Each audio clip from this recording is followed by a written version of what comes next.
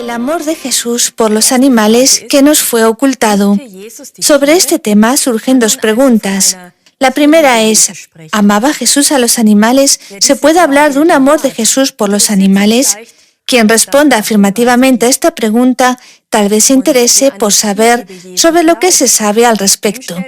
Y quien crea en el amor de Jesús por los animales se planteará una segunda pregunta. ¿Quién ocultó el amor de Jesús por los animales? Estas preguntas las vamos a examinar hoy a fondo. Pero primero, ¿quiénes somos nosotros? No somos teólogos, no creemos que se pueda estudiar a Jesús. Somos personas que vemos a los animales como criaturas de Dios y así las tratamos. Como seguidores de Jesús de Nazaret, queremos sacar a la luz la verdad sobre su vida y sus enseñanzas, y hoy especialmente respecto a su relación con los animales, sus hermanos menores, nuestros hermanos. Antes de pasar al amor de Jesús por los animales, queremos mostrar brevemente las consecuencias fatales que tuvo y ha tenido hasta ahora el hecho de que a los animales se les niegue todo derecho de protección de su vida y de su personalidad. Se les valora simplemente según el provecho que tienen para nosotros, los seres humanos. A la mayoría de los animales se les emplea como suministradores de carne, o mejor dicho, se abusa de ellos y se les mata brutalmente. ¿Se pueden imaginar ustedes que en la Tierra viven más del doble de animales de matanza que seres humanos? Una gran parte de estas pobres criaturas lleva una existencia horrible debido a la ganadería masificada. En todo el mundo se matan anualmente más de 50.000 millones de animales para el consumo humano, sin contar los peces y demás habitantes del mar. Experimentando con animales, se tortura y mata cada año a millones de animales. Zorros, gatos, bisones y otros animales llamados de pieles finas son torturados para después ser desollados porque el ser humano quiere vestirse de pieles.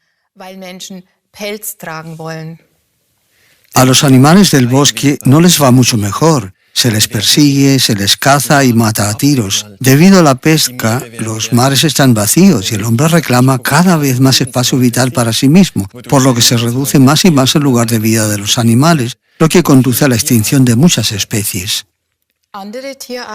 El ser humano también se sirve de otras especies animales para su diversión. Algunas se exhiben en los circos o en los zoológicos y otras las mantiene como los llamados animales domésticos. A muchos de ellos no se les trata como corresponde a su raza. Se les degrada a ser un perrito faldero o un gato dócil para acariciar, o bien se les mantiene como un reptil fascinante en un terrario o como pájaro enjaulado o como peces en un acuario, hasta que llegan las próximas vacaciones y entonces muchos animales son simplemente abandonados. Esto y mucho más son las crueles consecuencias de haber ocultado el amor de Jesús por los animales.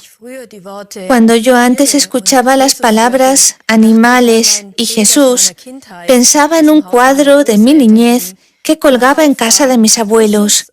En él se veía a Jesús como al buen pastor en medio de su rebaño, con un corderito en sus brazos. Me encantaba este cuadro de Jesús, y como niña pequeña tenía totalmente claro que Jesús era un amigo de los animales que les protegía. Siendo joven, me acordé otra vez de este cuadro y pensé, si Jesús amaba a los animales y les protegía, así como siempre se le muestra en los cuadros, entonces seguro que Él nunca mató a ninguno.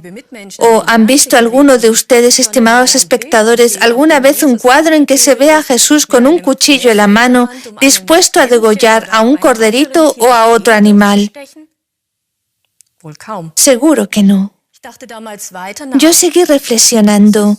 Jesús era para mí un hombre íntegro y correcto que no exigía de sus semejantes lo que él mismo no estaba dispuesto a hacer.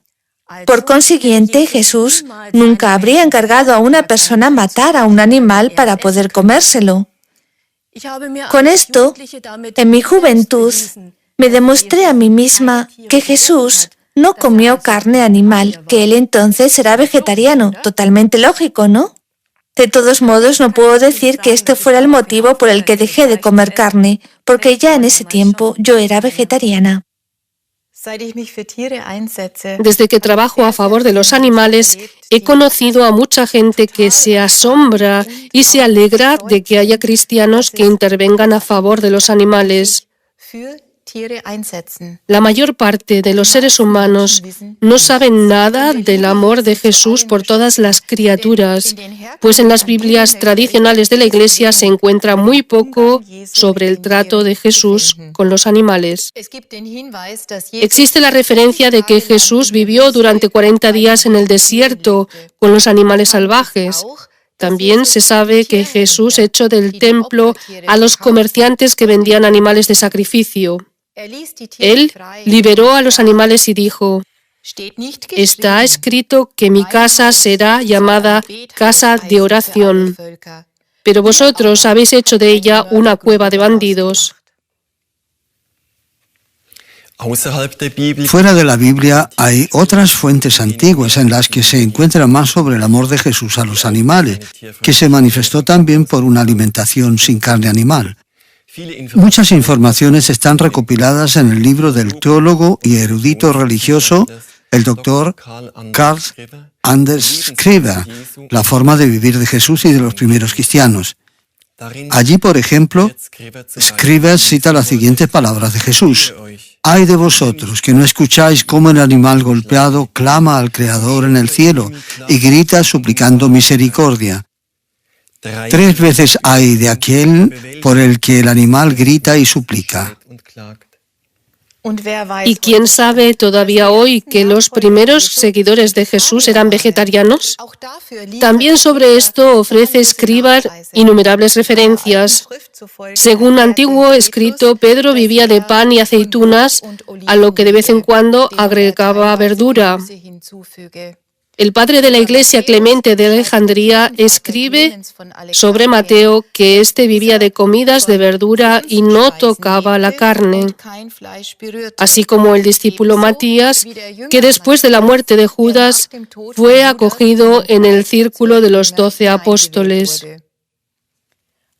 También los apóstoles Andreas, Felipe y Tomás, como los evangelistas Marcos y Lucas, eran vegetarianos, según se deduce del testimonio de los escritores del segundo siglo. Jacobo, el hermano carnal de Jesús, primer guía de la comunidad primaria en Jerusalén, también era vegetariano. De él se sabe que no tomaba vino ni bebidas para embriagarse y que tampoco comía carne. Hasta aquí algunos ejemplos de escritos antiguos que muestran que muchos de los primeros seguidores del Nazareno eran vegetarianos e incluso veganos. Y esta forma de vida amante de los animales tuvo su origen en las enseñanzas de Jesús de Nazaret.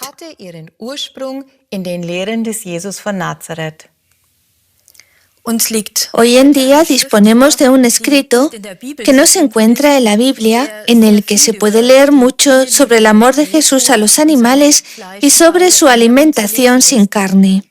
El Evangelio de Jesús es un evangelio originario que proviene de inspiración cristiana y que coincide con algunos fragmentos del tiempo del cristianismo originario que aún se conservan.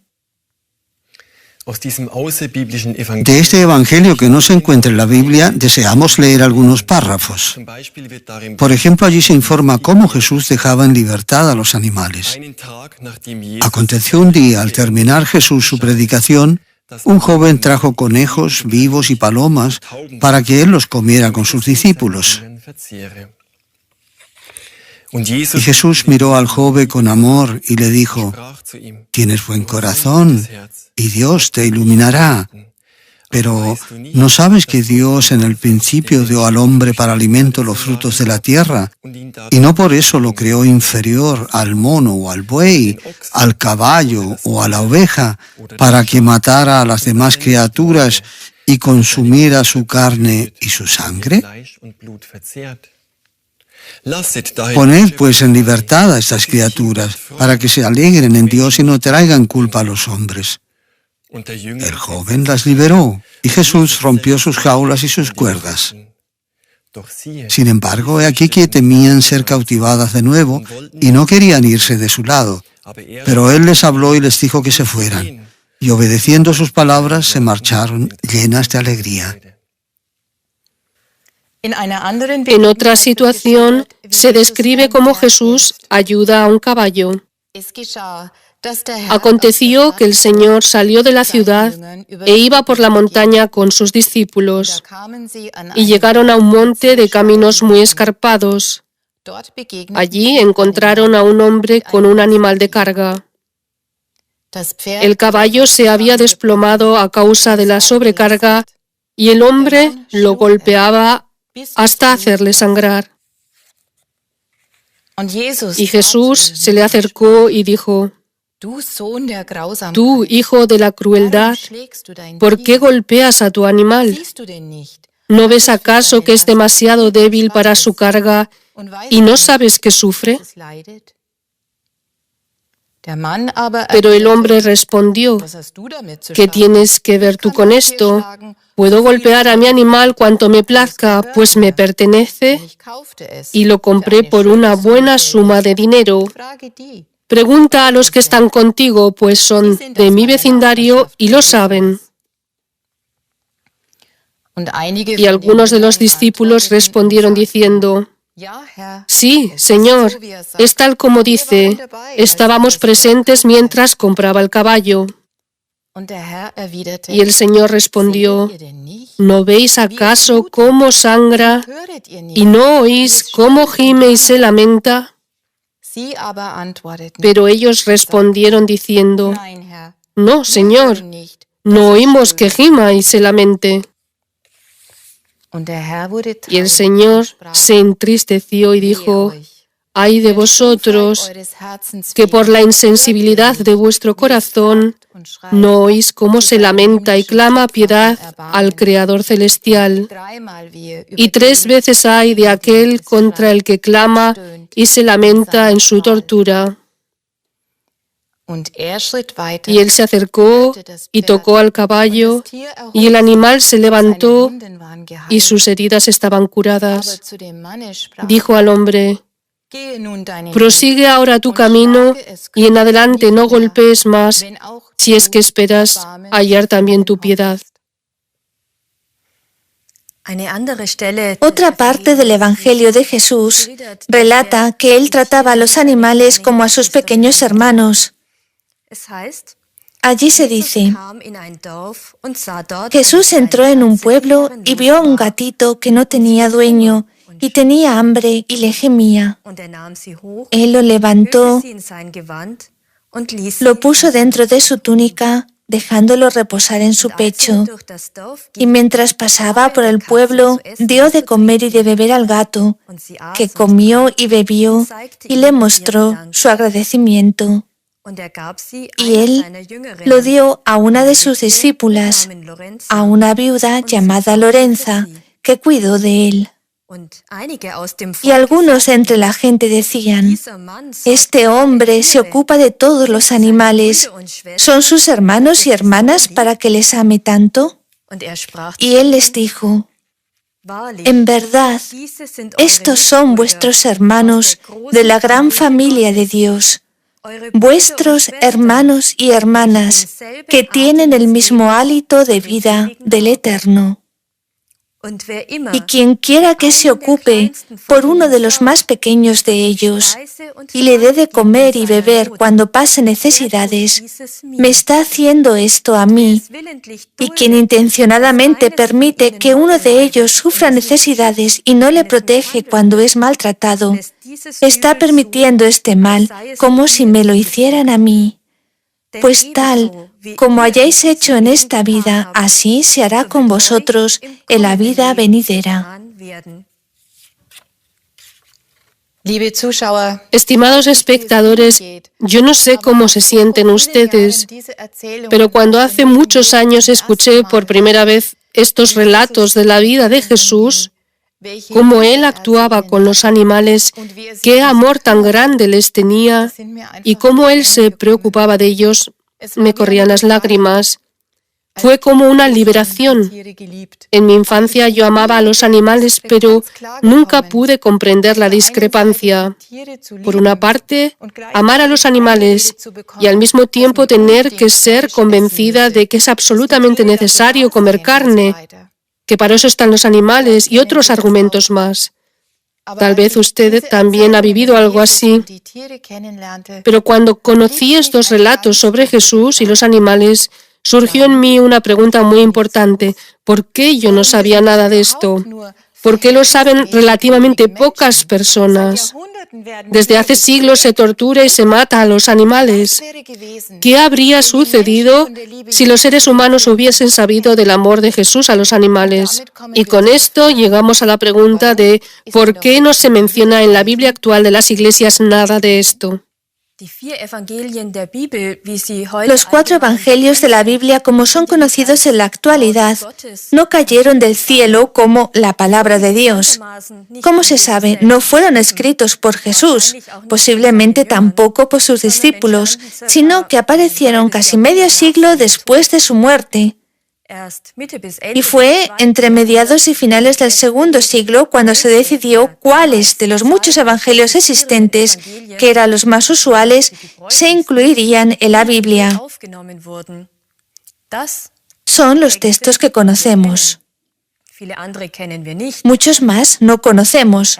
Por el contrario, los padres de la Iglesia podían recurrir a otras fuentes, pues algunos de ellos abogaban claramente por la renuncia a la carne. Uno de ellos fue también Jerónimo, que se ocupó mucho de la traducción de la Biblia y que hoy es venerado como padre de la Iglesia y como santo. Y Jerónimo llega a la conclusión de que el placer por la carne era desconocido hasta el diluvio universal, pero desde el diluvio se nos han embutido las fibras y los jugos pestilentes de la carne animal. Jesucristo, que apareció cuando se cumplió el tiempo, volvió a unir el final con el principio, de manera que ya no nos está permitido comer más carne. Según parece, San Jerónimo no era solo vegetariano, sino un verdadero amigo de los animales, pues la tradición cuenta que le sacó a un león una espina de una garra, por lo que éste se convirtió en su compañero manso y fiel. Y así como Jerónimo, también otros padres de la Iglesia apoyaron el vegetarianismo. Otro fue, por ejemplo, Juan Crisóstomo, antiguo arzobispo de Constantinopla, que a finales del siglo IV hablaba sobre un grupo de cristianos ejemplares, diciendo, entre ellos no hay ningún derramamiento de sangre, ningún animal es matado ni troceado. Entre ellos no se huele el espantoso olor de la comida de carne. No se oye ningún alboroto ni ruido tumultuoso. Comen solo pan, que se ganan con su trabajo, y agua que les ofrece una fuente pura. Si desean una comida más abundante, se complacen con frutos y en ellos encuentran un placer más grande que ante la mesa de un rey.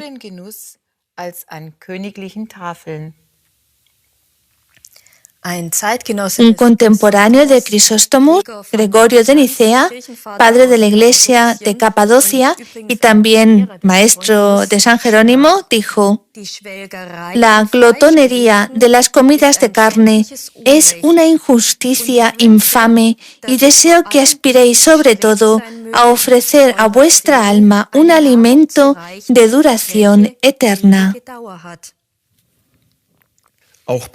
También Basilio el Grande, que se considera como una de las figuras de más significado de la Iglesia, escribió en la misma época: el cuerpo que se carga de comidas de carne es atacado por las enfermedades. Un modo de vida moderado lo hace más sano y más fuerte y le corta la raíz al mal. Los olores de las comidas de carne ensombrecen la luz del espíritu. Difícilmente puede amarse la virtud si uno se alegra con los platos y banquetes de carne. Estas son declaraciones claras y significativas. Imaginémonos qué sucedería si hoy los pastores de la Iglesia anunciaran algo así desde sus púlpitos.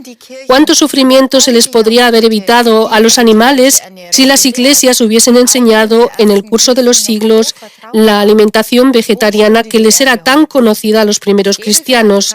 ¿Dónde estaría hoy la tierra? Tal vez no habría catástrofes climáticas.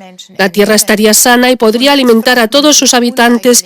Y ahora uno se pregunta, ¿por qué no se conoce actualmente casi nada de esta forma de vida vegetariana de los seguidores de Jesús?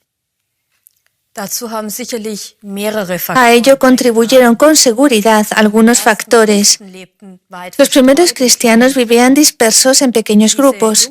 En estas comunidades jóvenes, ante todo allí donde no actuaban testigos directos de Jesús, se fueron introduciendo con el tiempo nuevamente los antiguos elementos religiosos, como estructuras de jerarquía, rituales y la idea de celebrar sacrificios, que les era conocida tanto a los judíos como a los romanos. También la tradición de comer carne se impuso al parecer por este medio. Posiblemente en ese tiempo era como ahora. Las personas escuchaban aquello que querían oír. Hasta hoy se refieren la mayoría de los consumidores clericales de carne a una declaración de San Pablo que dice: de todo lo que se vende en el mercado de carne, comed sin preguntar nada por motivos de conciencia. Pero Pablo no hizo esta declaración por motivos alimenticios, sino que se trataba de que no se hicieran diferencias de para quién se sacrificaba la carne. Además, no se puede olvidar que estas no son palabras de Jesús de Nazaret, sino solo la opinión de Pablo, que no vivió en tiempos de Jesús, sino después. Pero antes de esta declaración, él mismo escribió: todo es lícito, pero no todo conviene. Todo es lícito, pero no todo edifica. ¿Acaso no significa esto que para San Pablo no existía una prohibición de comer carne, pero que incluso para él el comer carne no era nada que fuera útil o edificante?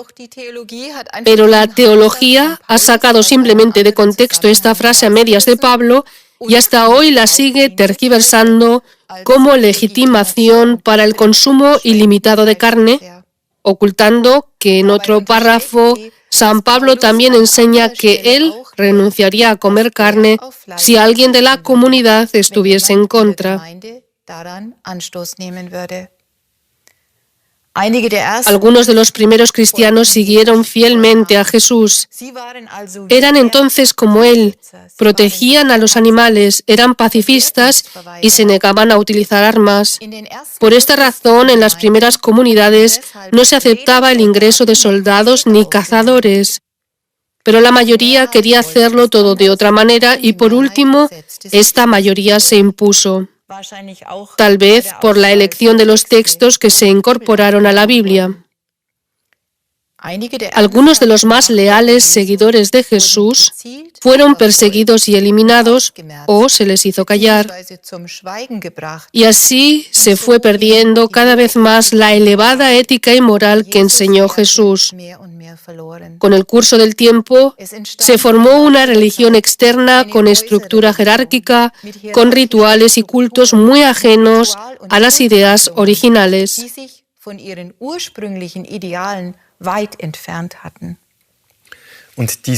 Esta nueva religión la instrumentalizó el emperador Constantino, proclamando la religión estatal del Imperio Romano.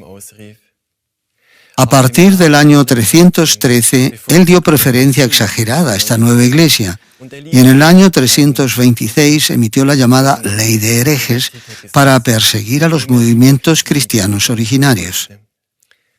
De Constantino se sabe que a los maestros de esta doctrina herética, que enseñaban a renunciar al alcohol y a consumir carnes vegetarianas, les hacía tragar plomo líquido.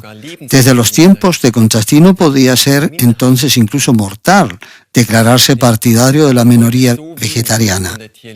Esto explica por qué se sabe tan poco del amor de Jesús por los animales y de la alimentación sin carne. Las minorías se dividieron y se convirtieron en los llamados herejes. El primer hereje que la Iglesia hizo ejecutar fue el español Prisciliano, cuya enseñanza era el respeto por la creación y la renuncia a alimentarse de carne. La Iglesia empezó a eliminar cada vez más lo que se sabía del amor de Jesús por los animales y a todos los que se regían por él. De forma paralela, se fijó el sistema dogmático teológico contra los animales. Ya San Agustín, que dicho sea de paso es el teólogo preferido del Papa Ratzinger, como también lo fue para Martín Lutero, mostró en el siglo IV y V su actitud fría y brutal ante los animales cuando escribió: por sus gritos podemos deducir que los animales mueren con muchos tormentos, pero esto al hombre le trae sin cuidado, pues el animal carece de un alma racional.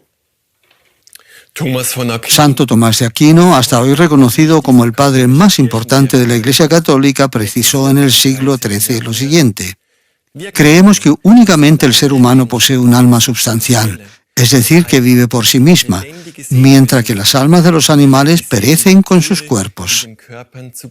Hasta aquí la cita de Tomás de Aquino. Y tales juicios de estos padres de la Iglesia, a quienes hasta hoy se les alaba, formaron la base del cruel comportamiento de los seres humanos con los animales y la persecución de todos aquellos que protegen a los animales. Y aquí, estimados espectadores y oyentes, hay que considerar la palabra persecución de manera totalmente literal. Prisciliano fue solo el primer hereje vegetariano que fue ejecutado. En el Sínodo de Braga, en Portugal, en el año 561, se impuso un anatema a todo aquel que, como Prisciliano, considerase impuras las comidas con carne y renunciase a su consumo. Y dice así: si alguien considera impuras las comidas con carne que Dios ha dado al hombre para su satisfacción y renuncia a ellas, que sea marcado con el anatema. Un anatema papal era una especie de sentencia de muerte, pues el afectado era excluido de la sociedad y perdía todos los derechos, y cualquiera podía matarlo sin ser castigado. Con su anatema, el Papa se refería ante todo a los maniqueos, que eran cristianos originarios, porque ellos declaraban, por ejemplo: como el hombre tiene que comer para poder vivir en la tierra, es mejor consumir alimentos que tienen mayor luz, como los frutos de colores luminosos, melones, calabazas y pepinos.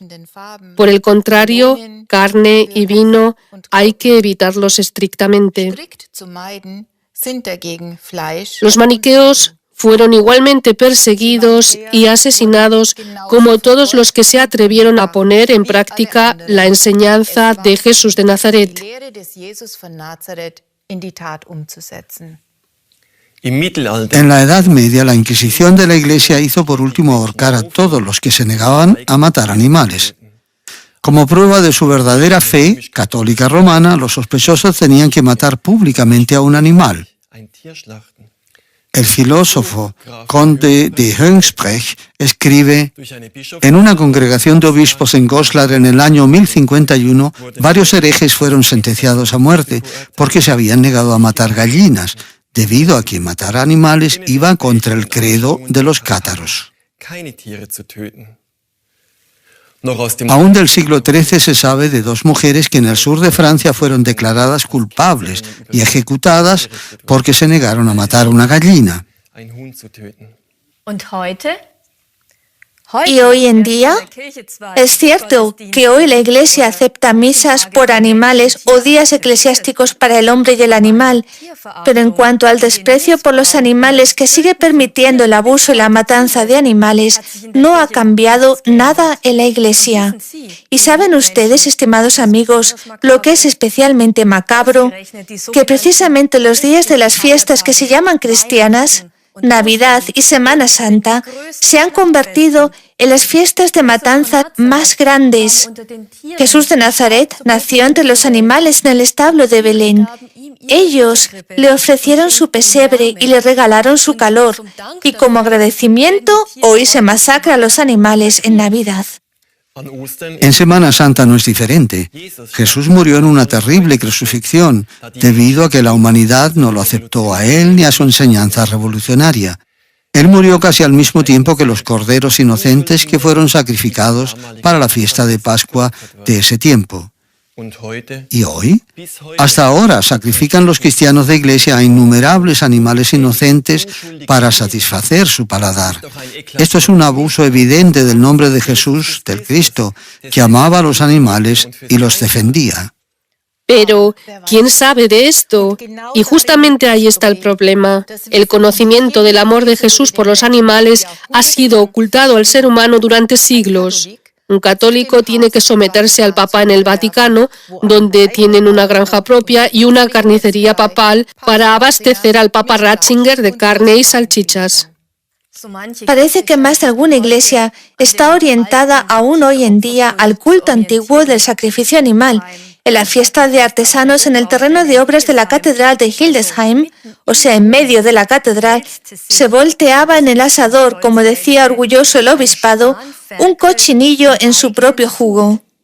Y no fue el único animal que fue sacrificado esa tarde para satisfacer el paladar. No hay que asombrarse entonces de que hasta hoy los carniceros lleven en su escudo, con legitimación clerical, el Cordero de Pascua como el emblema de la resurrección, un símbolo representativo de Cristo. Y eso es nuevamente una burla a Jesús de Nazaret, que amaba a los animales. Pero no es solo la Iglesia Católica. Sacerdotes y pastores de ambas confesiones bendicen en las misas de San Humberto a los cazadores, a la caza y a los animales asesinados. No basta con que la Iglesia bendiga el terror y la guerra contra los animales, sino que no es raro que también sacerdotes y pastores sean al mismo tiempo cazadores. Incluso en la inauguración de centros de experimentación animal dan los sacerdotes su bendición. Sirviendo al dios del dinero, la Iglesia evangélica vendió, por ejemplo, en Hannover un terreno clerical a un consorcio farmacéutico que levantó allí un centro de investigación para llevar a cabo también experimentos con animales. Y el ideólogo en experimentación animal, profesor doctor en medicina Wolf-Joachim Singer, conocido por sus ensayos con monos, fue incluso nombrado por el Papa Ratzinger a finales del año 2011 consultor del Consejo Cultural Papal.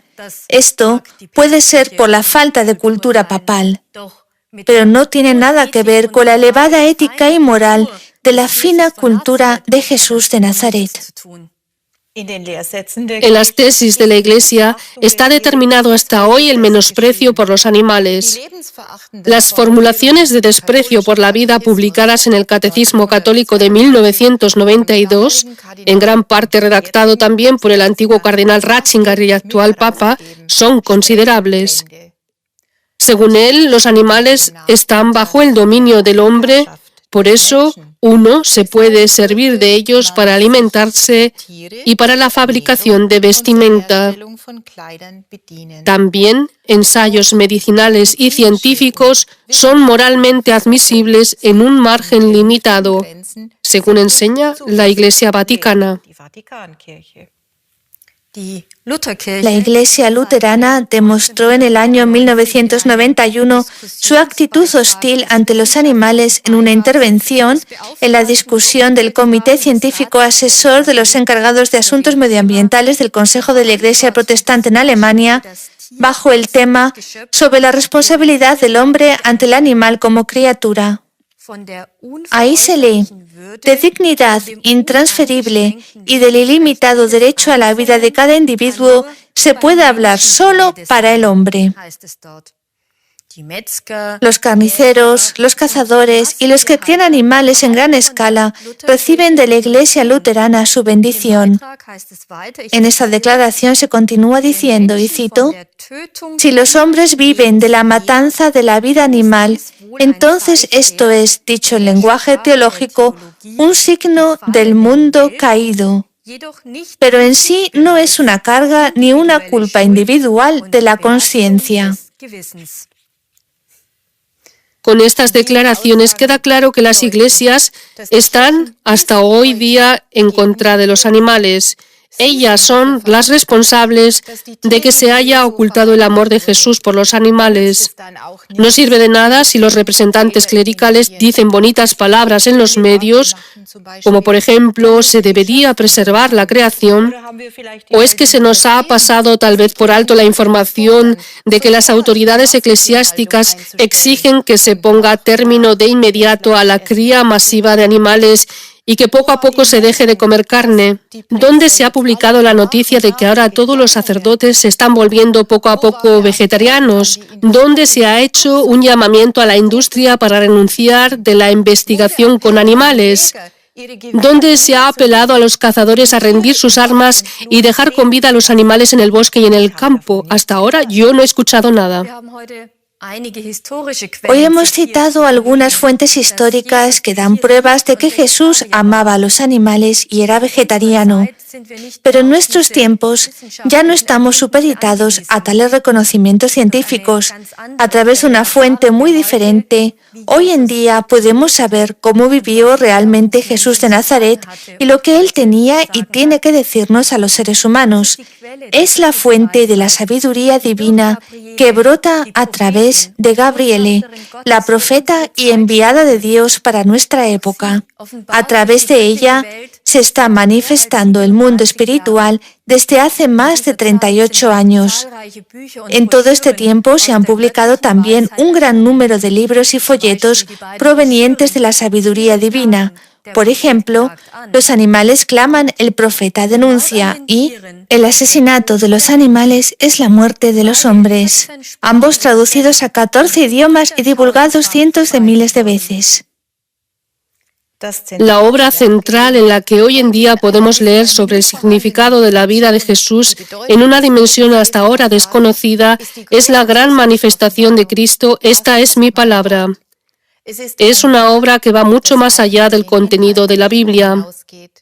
Basándose en el Evangelio de Jesús, del cual hemos leído justamente hoy algunos párrafos en este programa, manifestó Cristo algunos detalles de su vida a través de Gabriele.